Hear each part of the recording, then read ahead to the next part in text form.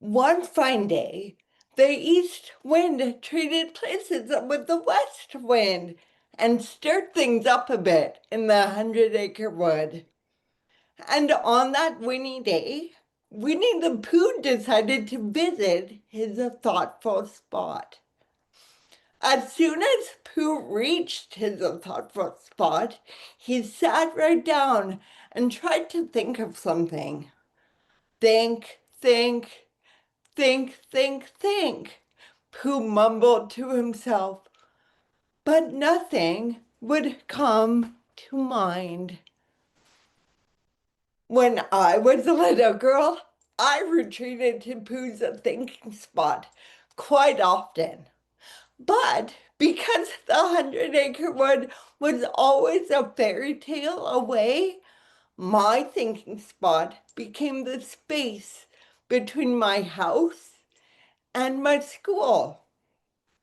We lived a block away from my high school, and throughout the summer months, I couldn't tell you how many times my feet graced that sidewalk with no thoughts, no worries, and no frets, just ease and contentment.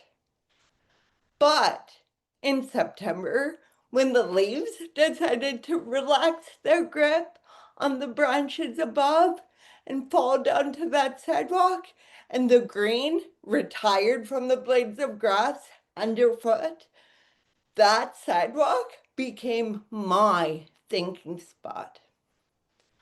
Unlike Pooh Bear, whose mind was always full of fluff, I never had any trouble finding thoughts to think while in my thinking spot.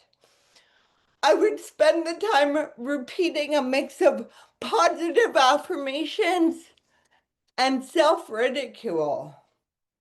You've got this, Sam. You're awesome. But you won't be able to do the hurdles in gym, and you will surely fail that math test. This mix of conflicting thoughts would cloud my mind so much that by the time I reached the school, I would feel sick and deflated. After school, though, my steps would echo those of the carefree summer again. I would shed all the worry, all the indignation felt in the morning, and I would leave it on the sidewalk while gaining hope and excitement for a new day. Looking back on this ritual of picking up my worries in the morning and dropping them on the pavement in the afternoon, I realized that I inadvertently taught myself how to prepare for, adapt to, and let go of the lemons that are sometimes on the path before me. I also realized that I do that same thing now to get through rather blustery days and move on to the next with positivity and clarity.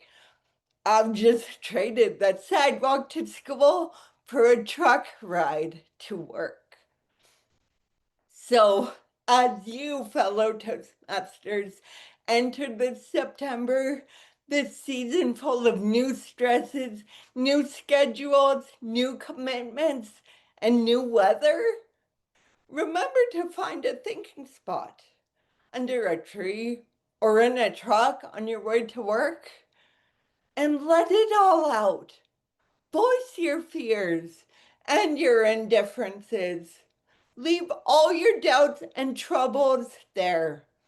And then breathe and enter your day knowing that when you return to your thinking spot, this day will be done and tomorrow will be a brand new day.